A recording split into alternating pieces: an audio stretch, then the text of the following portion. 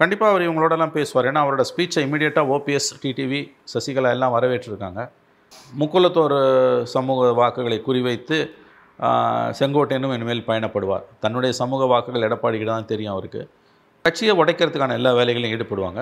எடப்பாடி கூட இருக்கக்கூடிய யாராவது 1-2 மினிஸ்டர்ஸை, முன்னாள் அமைச்சர்களை பேச வச்சுட்டாங்கனால அது அவங்களுக்கு வெற்றி தான்.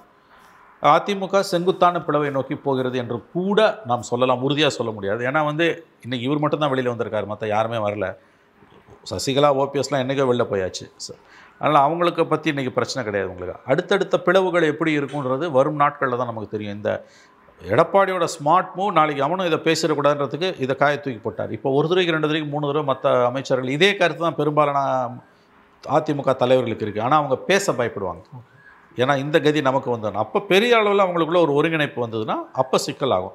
இப்போ அது வர மாதிரி தெரியல. ஏன்னா அவர் வேலுமணியை பார்த்துட்டு தான் இந்த நடவடிக்கை எடுத்திருக்காரு. இவர்கள் பேச வேணும். வேலுமணி, தங்கமணி, இந்த 5 பேர், அது குறைஞ்சபட்சம் அந்த 5 பேர் பேசணும். அந்த கடந்த ஆண்டு எடப்பாடியை வலியுறுத்தணும்னு நம்ம செங்கோட்டையன் சொன்னார்ல, அதில் இருக்க மற்ற 5 மந்திரிகளில் ஒரு 3 மந்திரி அது பேசணும். அப்போ தான் இது சூடு பிடிக்கும். அவங்கெல்லாம் ஆழ்ந்த அமைதியாக இருந்தாங்கன்னா இது டேக் ஆஃபே ஆகாது. இப்படியே இருக்கும்.